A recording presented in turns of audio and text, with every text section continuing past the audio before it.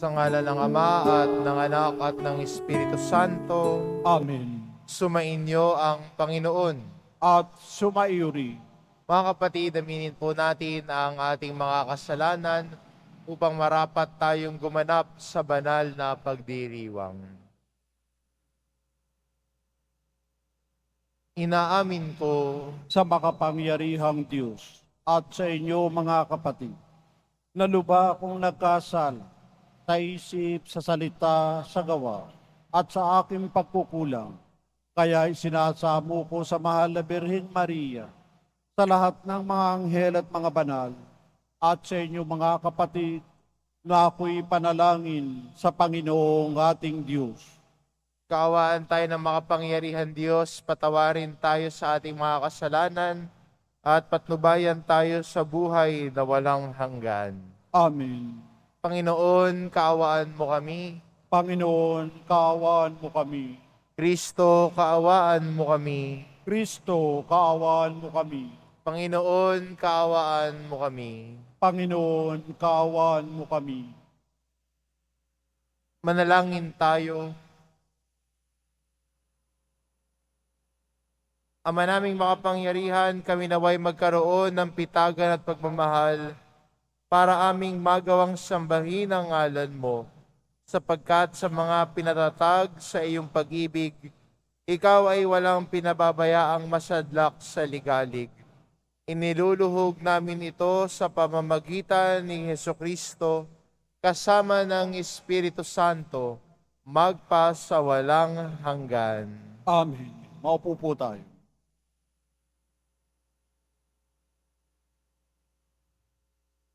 Pagbasa mula sa ikalawang aklat ng mga hari.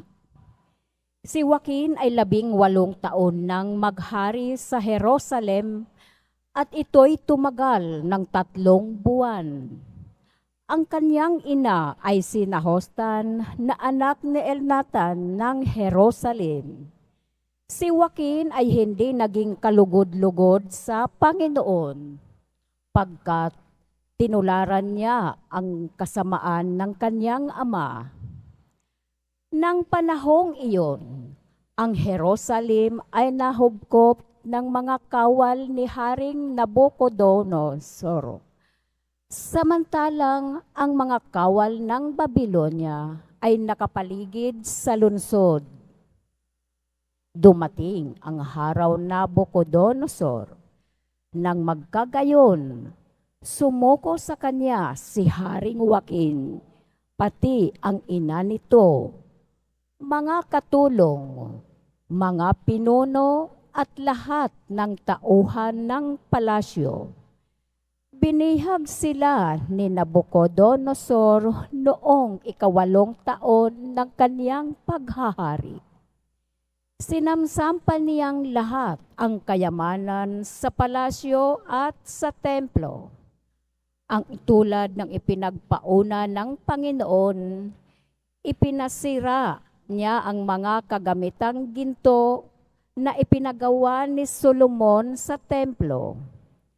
Tinangay niya ang lahat ng taga-Jerusalem, ang mga pinuno, mga kawal, mga dalubhasa at mga panday.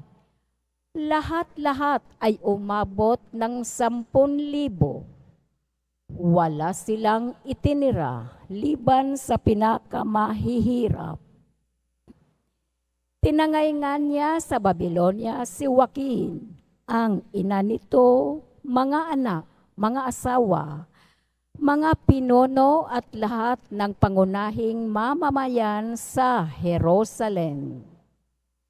Tinangay rin niya ang may 7,000 kawal at ang 1,000 dalubhasa at mga panday, natpawang matitipuno at ang angkop maging mandirigma. Si Natanias ang ipinalit ni Nabucodonosor kay Joaquin bilang hari ng Hoda at pinalitan niya ng Sedekias ang pangalan nito. Ang salita ng Diyos. Salamat sa Diyos.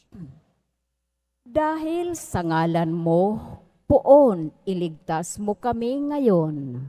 Dahil sa ngalan mo, poon, iligtas mo kami ngayon. Panginoong Diyos, pinasok ng hentel ang lupang pangako, hayot iyong masdan.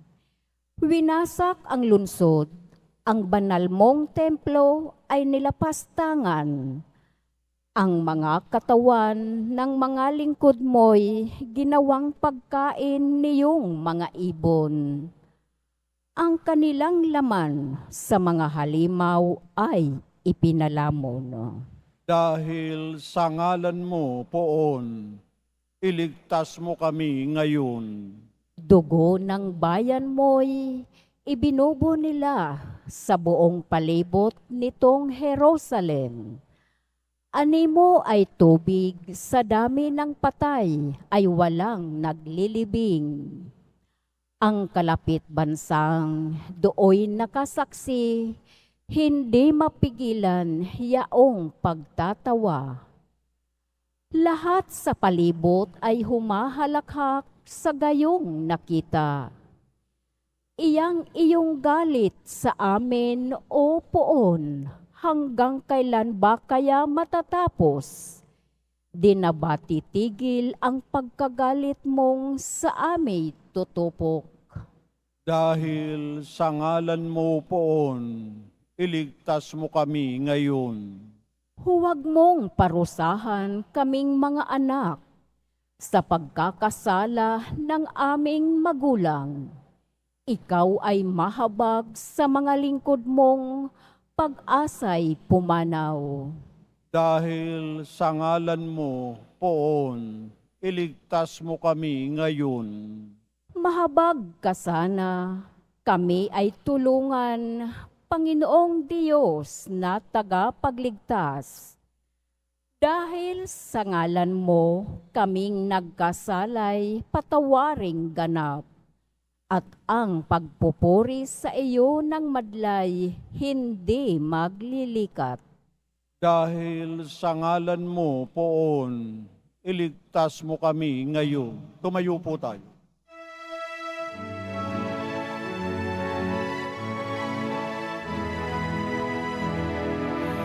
Alleluia, alleluia, alleluia, alleluia. Ang saki nagmamahal, tutupad sa aking aral, ama't ako'y mananahan. Alleluia, alleluia,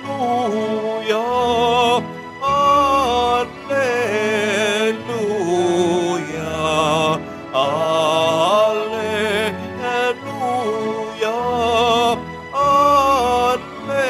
alleluia. Sumainyo ang Panginoon. At sumayo rin. Ang mabuting balita ng Panginoon ayon kay San Mateo. Papuri sa iyo, Panginoon. Noong panahon iyon sinabi ni Jesus sa kanyang mga alagad, hindi lahat na tumatawag sa akin, Panginoon, Panginoon, ay papasok sa kaharian ng langit, kundi iyon lamang sumusunod sa kalooban ng aking amang nasa langit.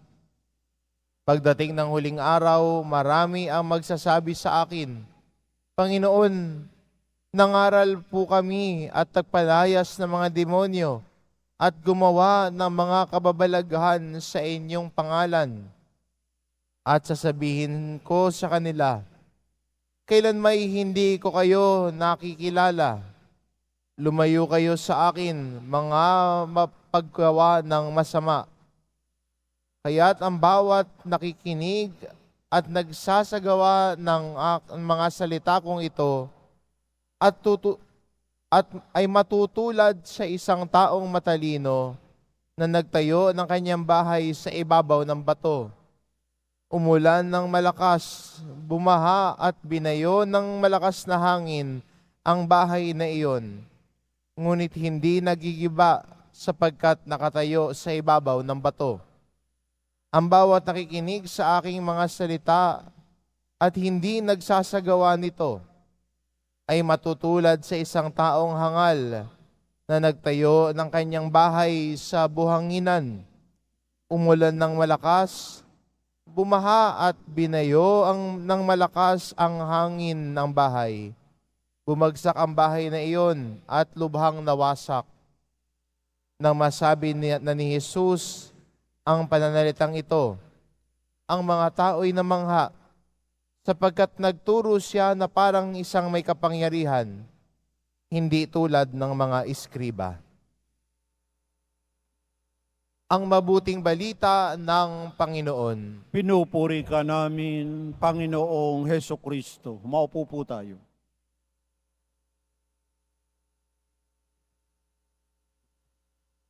Ang ebanghelyo ho natin, sinabi ho ni Jesus, hindi lahat ng tumatawag sa akin, Panginoon, Panginoon, ay papasok sa kaharian ng langit.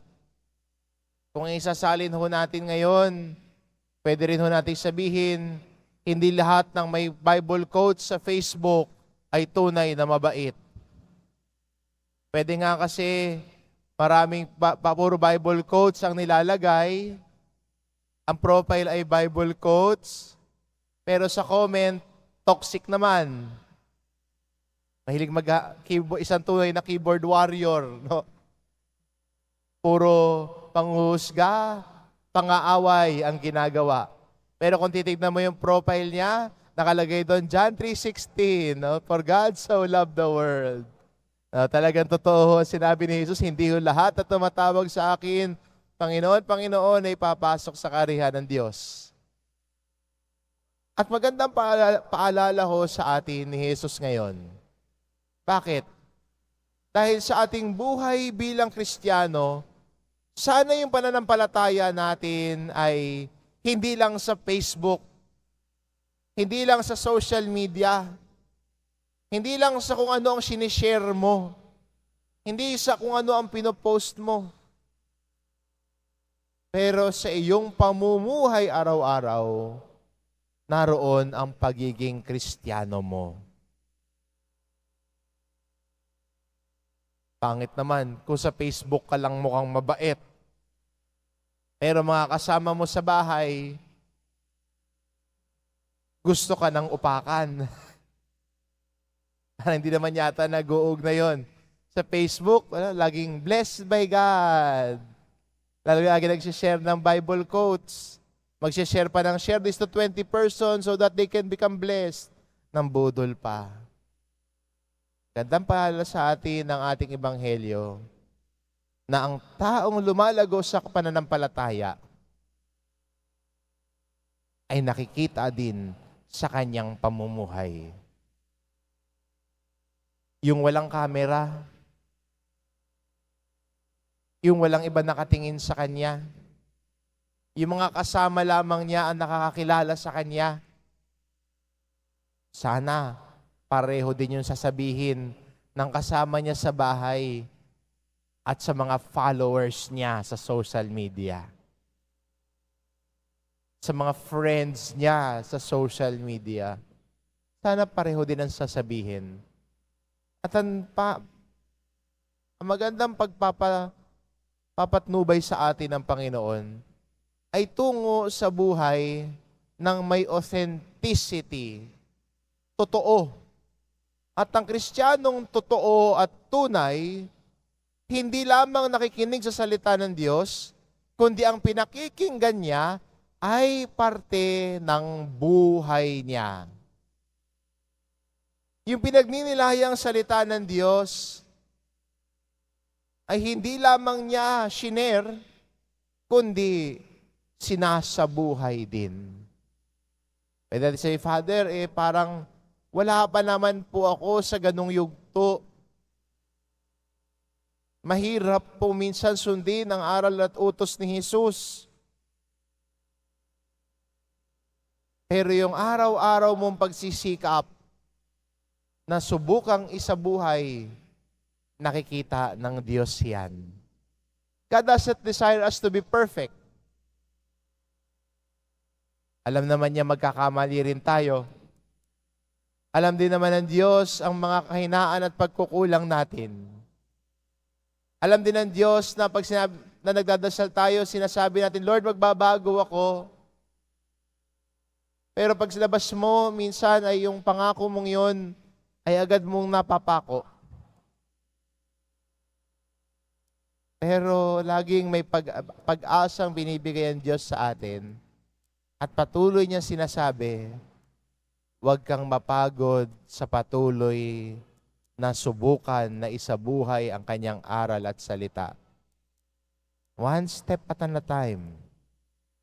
One day at a time. Araw-araw na sinusubukan. Kahit araw-araw nagsastruggle na isabuhay ito. Pero kung papansinin mo, kung araw-araw mo sinusubukan, araw-araw ka nagtsatsaga na isabuhay ang mga aral at turo ni Jesus sa iyong buhay. Tignan mo. Practice becomes permanent. Hindi ho perfect, permanent. Kasi kung patuloy mong ginagawa araw-araw, nagiging parte ng iyong buhay. Kung araw-araw sinusubukan mong maging mapagbigay, sa loob ng ilang panahon, magiging generous person ka. Subukan mo mas maging mapag-unawa sa kapwa mo kahit sa umpisa magsa-struggle ka. Minsan masusubukan ka talaga. Tignan mo, kung paulit-ulit mong ginagawa, mapapansin mo na lang sa sarili mo na mas nagiging mas maunawain ka na. Kung araw-araw mo sinusubukan na magtimpi kahit galit na galit ka na, tignan mo, pagkatapos ng ilang araw o ilang linggo,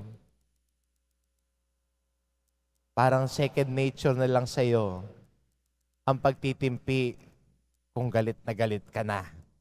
At hindi ka na lang basta bilang sasabog. Kung patuloy natin ginagawa, patuloy tayo nagsisikap na magbagong buhay at sumunod sa mga aral at turo ni Jesus. One day at a time, araw-araw na pagpasyang sumunod sa aral at turo ni Jesus, nagiging parte ito ng ating buhay. At doon nangyayari ang pagbabago ng buhay.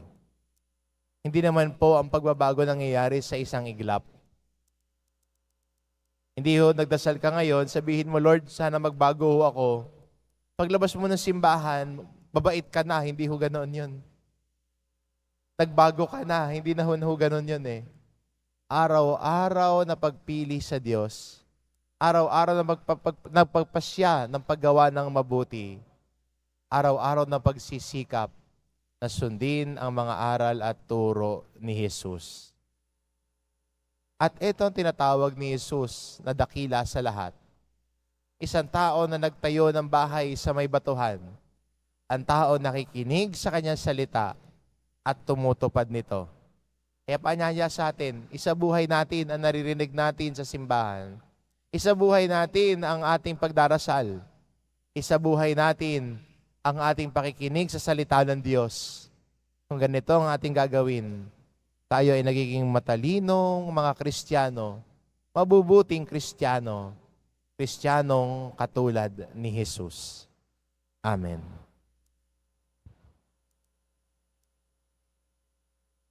Tumayo po tayo.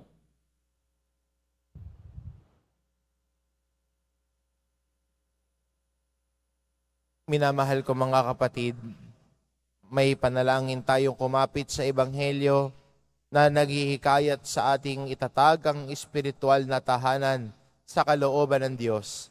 Manalangin tayo ngayon sa Ama. Panginoon, patatagin mo kami sa iyong salita. Panginoon, patatagin mo kami sa iyong salita. Ang mga pinuno at miyembro ng simbahan, naway mamuhay sa espiritu ng Ebanghelyo at laging hanapin ang kalooban ng Diyos sa pamamagitan ng tapat at mababang loob na paglilingkod. Manalangin tayo. Panginoon, patatagin mo kami sa iyong salita. Ang mga mag-asawa, naway matagpuan ang kaligayahan sa pamamagitan ng kanilang katapatan sa isa't isa at sa mabuting halimbawa na kanilang ipinakikita sa kanilang mga anak. Manalangin tayo. Panginoon, patatagin mo kami sa iyong salita. Ang mga kabataang lumalaki sa magulo at nakalilitong daigdig, naway makatagpo ng kahulugan sa kanilang mga buhay at matulungan silang malagpasan ang anumang kabiguan. Manalangin tayo. Panginoon, patatagin mo kami sa iyong salita. Ang mga may sakit na nagdurusa sa masamang pangangatawan, naway makaranas ng mapagmahal na kabutihan, mapagkalingang presensya, at mapagpagaling na kapayapaan ni Kristo. Manalangin tayo. Panginoon, patatagin mo kami sa iyong salita. Sa mga taong nauna nang lumisan sa mundong ito, naway igawad ang walang hanggang kapangyarihan at walang katapusang liwanag. Manalangin tayo. Panginoon, patatagin mo kami sa iyong salita. Panginoong Diyos, ukitin mo ang iyong mga salita at mga utos sa aming mga puso at akayin mo kami sa daan ng pag-ibig at kapayapaan. Hinihiling namin ito sa pamamagitan ni Kristong aming Panginoon. Amen. Maupo po tayo.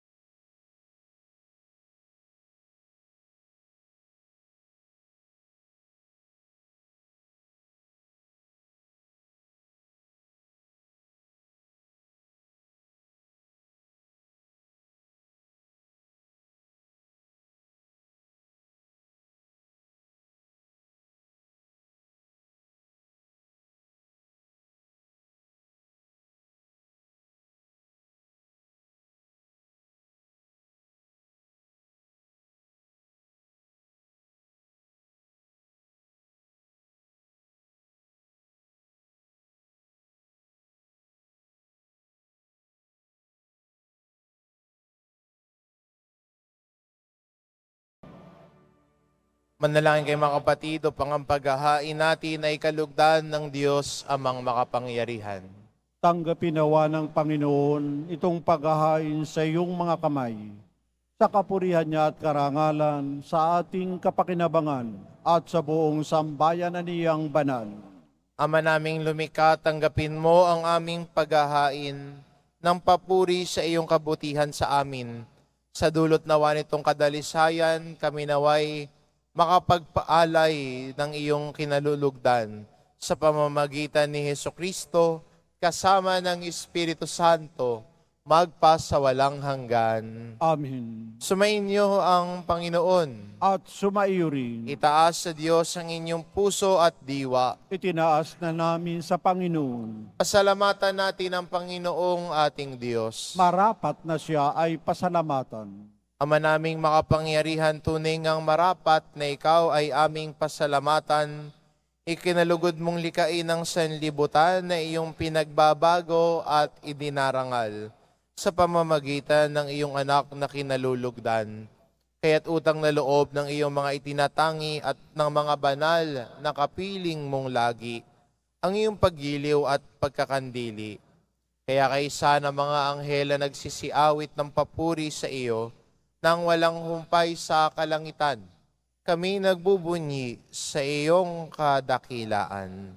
Santo, Santo, Santo, Panginoong Diyos ng mga hukbo, napupuno ang langit at lupa ng kadakilaan mo, o sana sa kaitaasan. Pinagpalang na paririto sa ngalan ng Panginoon, o sana sa kaitaasan. Lumuhod po tayo. Ama naming banal, ikaw ang bukal ng tanang kabanalan. Kaya't sa pamamagitan ng iyong Espiritu gawin mong banal ang kaloob na ito, upang para sa amin maging katawan at dugo ng aming Panginoong Hesukristo. Bago niya pinagtiis ang kusang loob na maging handog, hinawakan niya ang tinapay, pinasalamatan kanya, pinagati-hati niya iyon, iniabot sa kanyang mga alagad at sinabi, "Tanggapin ninyong lahat ito at kanin. Ito ang aking katawan na ihahandog para sa inyo."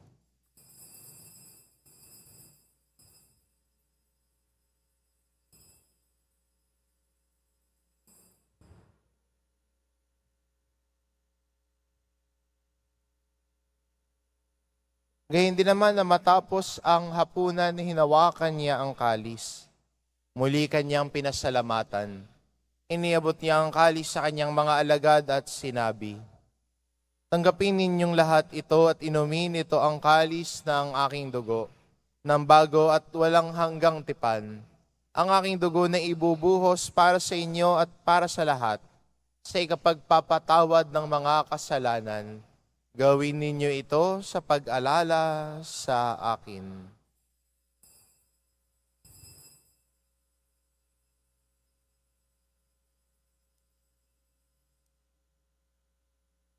Tumayo po tayo.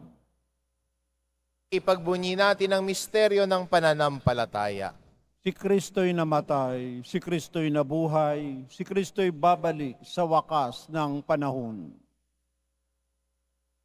Ama, ginagawa namin ngayon ang pag-alala sa pagkamatay at muling pagkabuhay ng iyong anak. Kaya't inaalay namin sa iyo ang tinapay na nagbibigay buhay at ang kalis na nagkakaloob ng kaligtasan. Kami nagpapasalamat dahil kami iyong minarapat na tumayo sa harap mo para maglingkod sa iyo.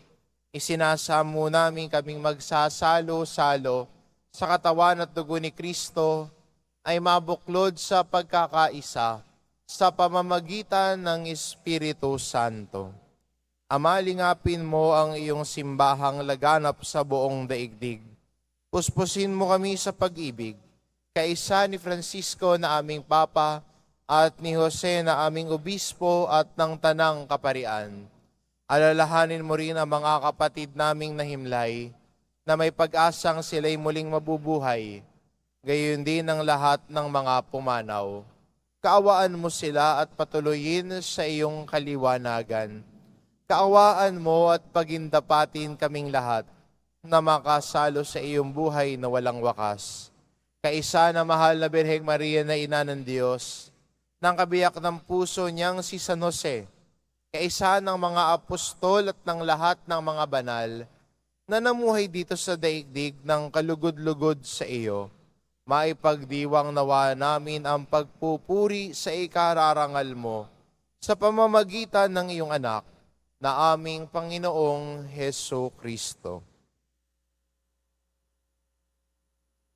Sa pamamagitan ni Kristo kasama niya at sa Kanya, ang lahat ng parangal at papuri ay sa iyo, Diyos amang makapangyarihan, kasama ng Espiritu Santo, magpa sa walang hanggan. Amen. Amen. Amen.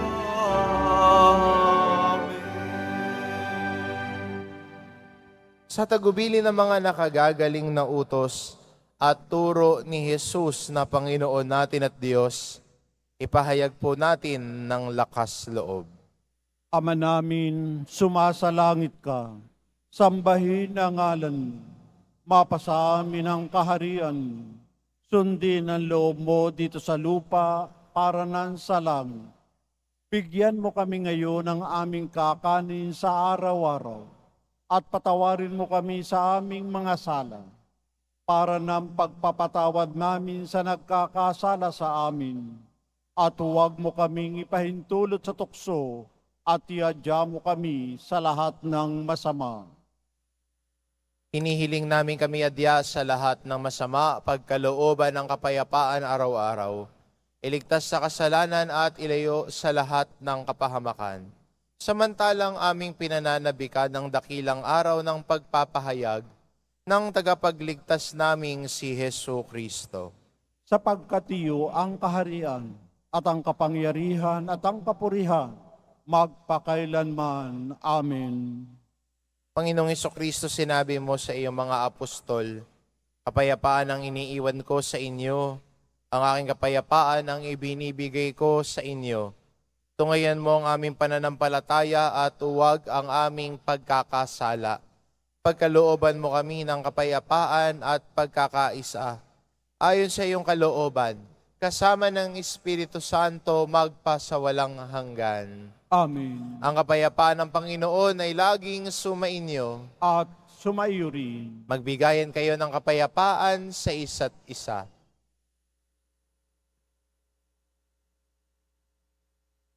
Kordero ng Diyos na nag-aalis ng mga kasalanan ng sanlibutan, maawa ka sa amin.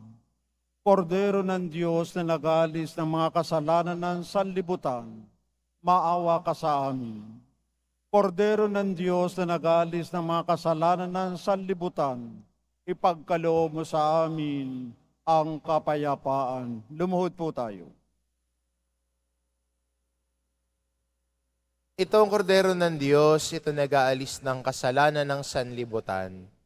Mapalad ang mga inaanyayahan sa kanyang piging. Panginoon, hindi ako karapat-dapat na magpatuloy sa iyo, ngunit sa isang salita mo lamang ay gagaling na ako.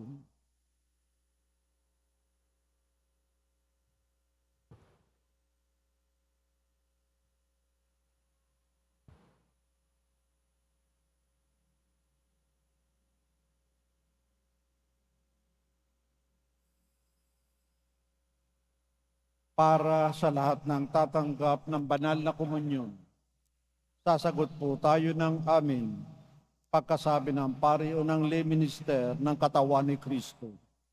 At isubo agad sa bibig bago umalis sa harapan ng pari o lay minister. Sumunod po tayo.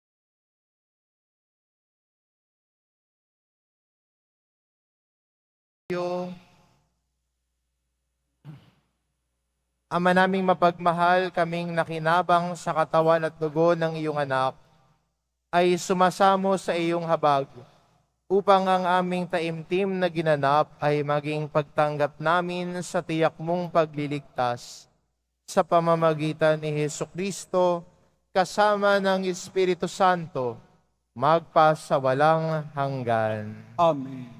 Sumainyo ang Panginoon. At sumairi. Mahal na pong Hesus Nazareno, inihayag mo sa pamamagitan ng krus ang walang maliw na pag-ibig ng Diyos sa sangkatauhan. Pakinggan mo ang kahilingan ng iyong angkan na nagsusumamo sa iyo. Makamtanawa nila ang iyong katugunan at tanggapin ang kasagutan ng may utang na loob na tinatanaw. Basbasan din po ninyo ang mga may daladala nilang imahen at dasalan sa pamamagitan ng bendisyon na ito. Naway maalala nila ang mga pangako nila noon sa binyag na ikaw ang kanilang iibigin at paglilingkuran bilang Panginoon magpa sa walang hanggan. Amen. At pagpalain kayo ng ating mapagmahal na Diyos, ang Ama at ang Anak at ang Espiritu Santo. Amen. Umayo kayo, taglay ang kapayapaan ng poong Hesus Nazareno. Salamat sa Diyos.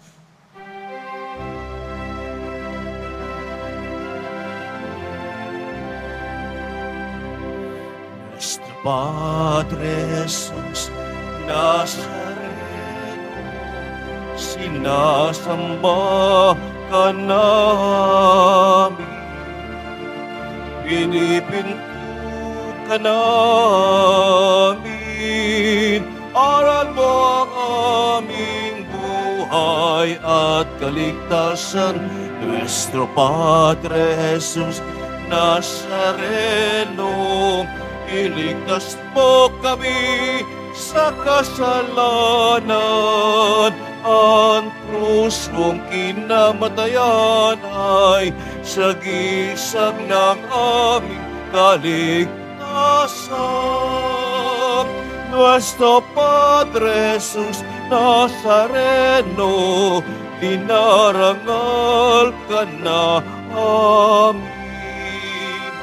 Nuestro Padre Jesus Nazareno, dinulwalhati ka namin.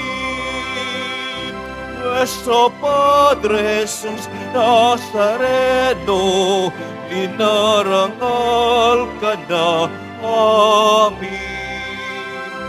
Nuestro Padre Jesus Nazareno, dinulwalhati ka namin.